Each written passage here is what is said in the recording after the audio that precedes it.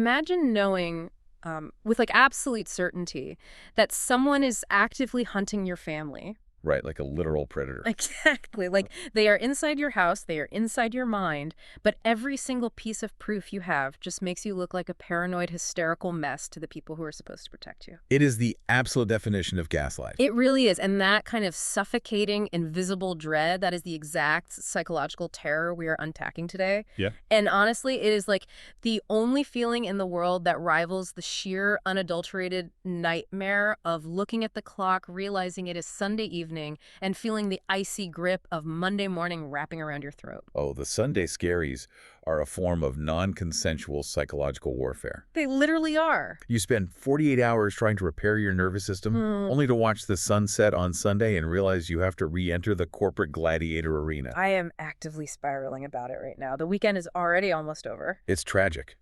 But despite the impending doom of the work week, Snark Squad, welcome back. Babes, welcome back. We love you. We see you. And babes, we are so glad to have you here in our safe little bubble. So cheers to you. Cheers to you. And I'm holding up a glass tumbler roughly the size of a small aquarium right now because the lemon waters are officially on deck. Obviously. We're declaring it right here, right now, babes. This is our hydration era. Listen, it is a biological necessity. I am insisting that aggressive hydration fixes at least 50% of life's daily disasters. I mean, you're not wrong. I'm not. Approaching a stress spiral. Drink water. Sent a text you immediately regret. Drink water and perhaps throw your device into a moving body of water. Yes, throw it in the lake. But it happens to me every single summer. I start the season with these massive, completely delusional wellness goals. Oh, the aspirational summer rebrand. Exactly. I convince myself I am going to morph into that glowing version of myself. And part of that delusion is pretending that my simple tap water, enhanced with a slightly bruised, day-old lemon slice, is basically a $500 luxury spa treatment. The placebo effect is one of the most powerful tools we have. I close my eyes, take a sip, and genuinely convince myself I'm at a high-end wellness retreat in Sedona, clearing my aura of toxic energy. It remains an absolute scientific mystery why water miraculously tastes 10 times better just because a singular, sad slice of citrus is floating in it. But the subjective data supports it. It just does. We are officially hydrated girlies. Which truly are. And we desperately needed that cellular hydration because we just got back from the lake house and babes, it was absolutely everything. It was a chaotic, beautiful masterpiece of a weekend. Pure, unfiltered serotonin. I am still recovering emotionally, spiritually, and physically, honestly. We reunited with our old dental school friend group, and I'm not exaggerating when I say it was like stepping into a time machine. It really was. Like, we all walked through the door, dropped our bags, and instantly picked up the exact same messy, rapid-fire conversations we were having years ago. See, that is the analytical truth about profound human connection. The funniest, most unhinged friendships genuinely never change. They don't. You can go months without seeing these people, and within 5 minutes, someone brings up that one catastrophic winter formal, and the entire room is instantly reduced to tears. Literal tears. We spent hours out on the boat, just floating in the water. The sun was hitting perfectly. We had this incredible early 2000s playlist echoing off the water. The boat ecosystem was perfectly balanced. It was. We were just passing around snacks, sharing drinks, and spilling the absolute messiest stories from our school days. I was laughing until my stomach physically hurt. I mean, same. My core is sore today, and we both know I haven't done a deliberate crunch in months. Well, and of course, we pulled the classic, highly delusional move of aggressively making plans for the next group trip before the current one was even halfway over. We were sitting on the deck plotting out a highly complex winter cabin retreat. The sheer audacity required to attempt scheduling 9 adults with full-time jobs is staggering. But, you know, the commitment to the bit is admirable. We are manifesting it, bestie. But honestly, the absolute highlight of the entire trip, the moment that truly defined the night, was sitting around the campfire making s'mores. Oh, here we go. And naturally, because of who we are at our core, this triggered a massive, petty, deeply personal debate. It wasn't just a debate, it was a philosophical war zone over open flames. Okay, let's bring it to the Snark Squad right now, because I need validation. I demand classic, standard milk chocolate, the breakable rectangular kind. Basic. It is the architectural blueprint. It is the foundational pillar of the s'more. But you decided to pitch peanut butter cups. Because it is the superior choice. Which, fine, I understand the desire for innovation, but then someone brought out fresh strawberries and I had to draw a hard line in the sand. Is adding strawberries to a s'more genius or a literal culinary crime? Oh, it is a crime. Right. Introducing fruit to a campfire dessert feels deeply offensive. It compromises the structural integrity of the entire ecosystem. A strawberry introduces entirely too much water weight to a graham cracker. Exactly. It gets soggy. It destroys the crunch. However, my argument for the peanut butter cup remains scientifically sound. Here we go with the science. The peanut butter cup has a lower melting point than standard chocolate, meaning the residual heat of the marshmallow achieves a perfect, instantaneous melt. I mean, I guess. Plus, the peanut butter stabilizes the aggressive sweetness of the marshmallow. It is simply an evolved flavor profile. I will only accept the peanut butter cup if we add a second layer of regular chocolate beneath it, because adding more chocolate is always, mathematically, the correct answer. Unnecessary sugar overload. But the real fracture in the group was the roasting technique. I need my marshmallow perfectly golden brown, slowly rotated over the embers like a delicate rotisserie chicken. Too much work. Meanwhile, you and half the group are out there accidentally setting your marshmallows on fire, blowing out the flames, and cheerfully eating a chunk of pure charcoal. The char provides a necessary bitter counterpoint. You need that intense carbonization to cut through the sugar. It's carcinogenic. It brings an earthy, complex balance. And let's not even touch the graham crackers versus chocolate chip cookies debate. Oh, swapping a graham cracker for a cookie makes the entire structure far too dense. Yeah, it becomes a chore to eat. But honestly, the most glaring oversight of the entire night was the outright disrespect shown to campfire nachos. Oh my God, you and the nachos. Tortilla chips, sharp cheddar, fresh jalapenos, layered in a cast iron skillet over the open fire. It's a savory masterpiece that you all rejected in favor of a sugar coma. We rejected it because we were already spiraling into nostalgic summer childhood camping foods. True. Like someone brought up those little hobo packets where you wrap seasoned ground beef and diced potatoes in tinfoil and throw it directly into the fire. Ah, yes, the profound childhood joy of eating unevenly cooked, tragically underseasoned meat out of scorching hot aluminum. The nostalgia hit me so hard I almost forgot where we were. The memories are rich. Even if the culinary execution was lacking. They really are. Hmm. But speaking of things that are scorched, deeply messy, and heavily layered with a toxic history. Excellent transition. Thank you. We have to pull it together. Babes, we've got suspense, secrets, and enough twists to keep us up all night, so let's get into this recap. Cape Fear, Season 1, Episode 2. Why Would I Want to Hurt You? A title that functions as both a genuine threat and a masterclass in gaslighting. Oh, absolutely. We need to start with the opening of this episode because I was absolutely not emotionally prepared for the visceral, terrifying gore of it all. It was intense. We start 7 years ago in this stark, gritty, black and white flashback in Tarwater State Prison. Yeah. Max Cady is hanging upside down in the weight room, doing these intense, inverted crunches like an absolute apex predator. The cinematography in this sequence is spectacular, though. The Yeah. black and white is a direct homage to the original film. Yeah, but it was so creepy. Right, but they utilize these aggressive whip zooms and disorienting dolly zooms, which is a total tip of the hat to Brian De Palma. It creates this immediate nauseating sense of vertigo. Nauseating is the word. Because he gets cornered by 3 neo-Nazis in the gym. It is a 1 versus 3 ambush, and what follows is a full-blown kettlebell massacre. It's brutal. I had to watch it through my fingers. Max just obliterates them. He impales a guy's face on the end of a barbell. Yeah. He drops a massive weight plate directly onto another guy's head like a makeshift guillotine. I had to pause the show just to regulate my breathing. See, but it's a masterclass in establishing his pathology. Why a kettlebell? It's an inherently unstable weight. By using it as a weapon, Max demonstrates this terrifying blend of feral strength and highly calculated precision. It's disgusting. It is, but narrative-wise, this sequence is crucial because it provides the origin of Max's severe brain injury. He takes a massive blunt force blow to the skull. Right, which explains his cognitive glitches. Exactly. The 6-week coma, the haunting, superimposed visions he experiences. Yeah, as he collapses, we see those fractured snippets of his dead wife and his unborn child. It layers this profound trauma right on top of the monstrosity. And then we snap directly into the present day. Yes. And Max is asleep. But he isn't sleeping in the bed of his guest house. He is sleeping curled up on the floor of a tiny, claustrophobic closet. Which is a heartbreaking psychological detail, analytically speaking. Because he's used to a cell. Precisely. When a human nervous system adapts to surviving in a concrete cage for over a decade, open space doesn't feel like freedom. It feels like terrifying vulnerability. He requires the physical boundaries of a closet to feel safe. But his brief moment of safety is immediately shattered because the cops arrive. The Bowdens have sent the police, fully believing he's severed Zack's toe. And the visual parallel is stunning. The cops entering mirrors the neo-Nazis entering the gym. Max just goes into pure survival mode. He fights them, and they forcefully break his finger in the struggle. Which brings us directly to the hospital sequence. Oh my God, the hospital! This entire sequence perfectly encapsulates the overarching theme of toxic wealth. The sheer privilege radiating off Anna Bowden is staggering. It is suffocating. Zack is sitting in a hospital bed, out of his mind, constantly massaging his throat.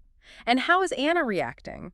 By pacing the halls and complaining about the service. She practically demands to speak to the hospital's general manager. Bestie, you are in a chaotic emergency room, not the Four Seasons. People are actively bleeding out, and she is treating the medical staff like incompetent wait staff. She is entirely insulated by her socioeconomic status, so she storms off to fetch some water. And while she's standing at the water fountain, she gets aggressively shoulder-checked. By the mysterious green jacket woman wearing a surgical mask? Yes. She slams into Anna, doesn't even apologize, and just keeps walking. I immediately started spiraling. Who is she? Why is she stalking Anna? But Anna gets distracted because she hears a very familiar voice from a nearby curtain. Max Cady, seeking treatment for the broken finger. And this is where the show presents a fascinating dichotomy regarding pain. Oh, the pain tolerance on this man. I could not handle this scene. The doctor's moving too slowly, so Max gets annoyed, grasps his violently crooked finger, and just snap. He resets his own bone. Without flinching. And just says, put a splint on it. I was physically writhing on my couch. It's the gate control theory of pain. His nervous system has learned to sever the connection between physical sensation and emotional response as a survival mechanism. He registers the tissue damage, but it doesn't trigger suffering. Well, the true horror isn't the bone. It is the conversation Anna eavesdrops on. Right. She bursts through the curtain and directly accuses him of hacking off her son's toe. And Max doesn't yell. He sits perfectly still, smoothly denies it, and then shifts the conversation entirely to Anna's estranged father. It is a textbook grooming tactic. He tells Anna they share the exact same core trauma of having difficult fathers. Psychopaths build false bridges of empathy to disarm their targets. By saying, we are the same, he is invading her psychological safe space. It makes you feel sick. And by remaining completely calm, he ensures Anna looks like the unhinged aggressor. Meanwhile, Dr. Minter arrives to privately interview Tom about Zack's mental state. And bestie, this is the exact moment where any sympathy I had for Zack officially evaporated. The revelation of Zack's true incel energy. We find out Zack took intimate photos of his ex-girlfriend Sophia and maliciously distributed them to a boys-only group chat. He ruined this girl's life. And the school made a public example out of him, which is the correct response. But Tom's reaction, Tom is sitting there whining about how Zack lost his friends. He literally uses the boy-parent defense. It is the most pathetic display of patriarchal protection. Excuse me, what about Sophia? Tom doesn't care about her at all. There is a sociological concept called empathy. The disproportionate sympathy afforded to male perpetrators over their female victims. Yeah. Tom exhibits textbook empathy. He's disgusting. He genuinely views his son as the victim. Which perfectly explains why Zack is now this isolated, deeply weird incel. But we really need to talk about what's happening back at the mansion. Oh my God, the under-renovation den of horrors. The architectural manifestation of the family secrets. Natalie is home alone, and she gets a jump scare from her friend Callie sneaking in. So the two girls retreat into the unfinished part of the mansion to smoke weed. We need to analyze this layout. Half of this massive estate is just raw, exposed wood framing, completely draped in heavy plastic tarps. It looks exactly like a kill room from a serial killer show. Why would a family with infinite resources choose to live with half their home looking like an active crime scene? Exactly. So they hear this scratching noise, they shine the flashlight, and I let out a genuine blood-curdling scream. The possum. A feral possum, aggressively gorging itself on snacks right next to a dark puddle of coagulated blood. And a circle of ritualistic black magic candles. And Zack's locked cell phone. It is a literal altar of darkness where Zack lost his toe. Inside their own home. The violation of the domestic sanctuary. It's a brilliant visual metaphor for the buried secrets the family is ignoring. But we don't even have time to process it because we abruptly cut back to the hospital for the toe vomit. Ah, yes, the toe vomit. A sequence that truly tests viewer endurance. I was gagging. Zack starts violently choking and literally vomits up his own severed, bloody toe onto the hospital floor. Spectacularly grotesque. But what is infinitely more outrageous is the medical hypothesis the doctors present. The baby carrot theory. I'm getting irrationally angry just thinking about it. It's absurd. The doctor seriously proposes that Zack got so high he chewed his own toe off like a baby carrot and swallowed it whole. Let's break down the biomechanics of why this is the stupidest theory on television. Let's do. The proximal and distal phalanges are held together by incredibly dense ligaments. The bite force required to sever a human digit in a single clean bite exceeds the structural capacity of the human jaw. It is physically impossible. You'd have to saw and tear at it. We're supposed to believe he casually crunched through it. And Tom just accepts it. He says, wow, drugs are really bad. Anna's the only one who doesn't buy it.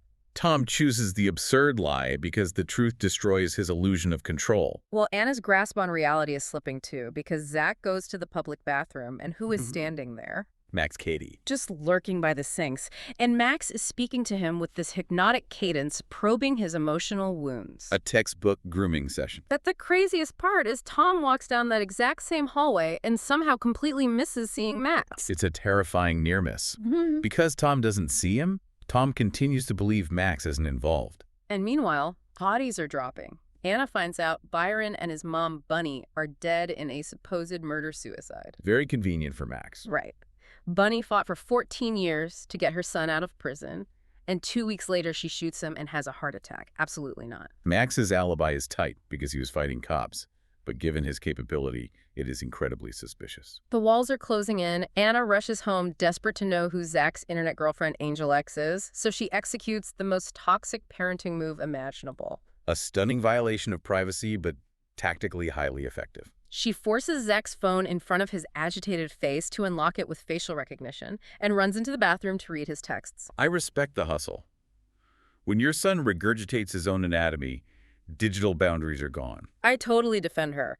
But Tom physically restrains Zack while she does it, and Tom is hiding his own massive secrets. Tom is the king of micro-betrayals. First, he's secretly microdosing liquid drops to chemically escape his reality. He is totally checked out. And then the motion sensor goes off. Tom goes outside and finds Anna's unmedicated, estranged dad, Brandon, leaving soccer cleats in the middle of the night. Terrifying behavior. And Tom just gives the shoes back, sends them away, and completely lies to Anna about it. He doesn't even tell her. It is a massive betrayal of trust in a marriage that's already crumbling. He is isolating her from the truth of her own physical surroundings. He is spectacularly useless. Meanwhile, Max is out executing the most hilarious scam I've ever seen. The dog scam.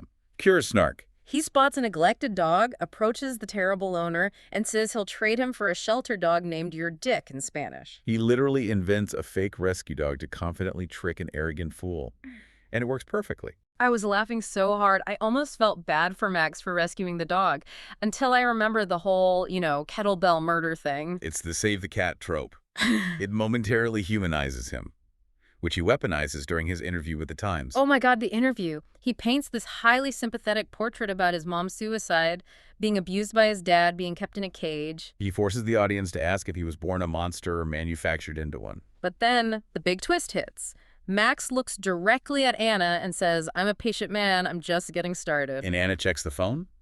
Angel X sent the exact same phrase. Max is catfishing the teenage son. He's pretending to be a teenage girl. It's brilliant psychological warfare. He wants Anna to know, but knows she can't prove it. Anna is fully spiraling. She argues with Tom in the hallway about their past. Anna thinks Max framed his mistress, but Tom thinks Max is technically innocent, and they, quote, did what was right. They start whispering about what they did, heavily implying they suppressed evidence to ensure his conviction. And who is eavesdropping on this entire secret? She hears everything. The parents are officially busted. Which brings us perfectly to our segments. Segment 1, Red Flag of the Week. Who are you picking? Oh, my red flag goes to Tom. Over the actual murderer. Yes. Max is a known villain. Tom is supposed to be the protector, and he's hiding dad visits, microdosing, making excuses for his incel son, and gaslighting his wife. He is useless. I hear the passion, but my red flag goes to the Bowden's entire legal past. Oh, the hallway secret. Whatever they did to Max 17 years ago is the ultimate red flag. You don't panic about what you did unless you heavily manipulated a trial. They created the monster hunting them. The hypocrisy is sickening. Okay, segment 2. The spiral board. I am fully spiraling. I have my logic ready to go. Theory number 1. The hypnosis theory. The green jacket woman is a master hypnotist controlling both Max and Zack. A master hypnotist, Both, really? yes. Zack chewed his toe off in a trance. Max glitches out when he sees her. What if she is the true villain feeding lines to Max's broken brain, and she is the one texting Zack? Okay, let me inject reality. Jumping to master hypnotist is a leap into a different genre. The ghosts are manifestations of trauma and brain damage. Max is just an incredibly patient psychopath who used contraband cell phones. No magic required. Fine, crush my dreams, but theory number 2, the paternity twist. Oh no. What if Natalie is actually Max's biological daughter from before he went to prison? That is soap opera territory. Hear me out. Max wants a family. Anna was pregnant 17 years ago. Max's wife was pregnant when murdered. What if Tom and Anna legally stole Max's baby when they sent him to prison? Stealing an infant crosses into cartoon villainy. But I will concede this 17-year timeline is suspiciously tight. See? Okay, segment 3. Shady, snarky, or stupid. Moment 1, Zack chewing his toe off. Stupid. Biomechanically impossible. The doctors proposing the baby carrot theory are the stupidest professionals on television. Criminally stupid. Moment 2, Max stealing the neighbor's dog. Snarky. Inventing a fake dog named your Dick to rescue an abused pet is pure petty hustle. Peak snark. Moment 3, Tom sending Anna's dad away in the dark. Shady. Hiding a perimeter breach is a massive betrayal of trust. Cancel Tom immediately. Segment 4, weekend predictions. Make it bold. Biggest betrayal. Natalie's going to use the secret she overheard to blackmail her parents for money to run away with Callie. Oh, Natalie in her villain era. I love that. Surprise character. The green jacket woman is going to be connected to the mentoress who committed suicide, like a sister or something. That tracks narratively. Outrageous prediction. Zack is going to fully defect. He hates his parents. Once he finds out Max is Angel X, he's going to join Max's side and help torment his family. Disturbingly plausible. My outrageous prediction. Tom's liquid microdose habit is his downfall. He's going to get too high and completely miss a violent home invasion. Staring at the wallpaper while Max walks up the stairs. Bestie, this show is going to destroy my nervous system. It is premium psychological trauma. So Snark Squad, sound off in the comments. What is your ultimate campfire snack? Are you team beach house or lake house? Are you in your hydration era? And which character are you trusting the least? Let us know. Thank you for spending part of your weekend with us. Remind them to like, comment, and subscribe, babes. And definitely share this with your messiest friend. Think about this tonight. If the justice system requires people to become monsters, to lock away monsters, who is the true villain? Stay hydrated. Stay suspicious. And we'll see you on the Snark side.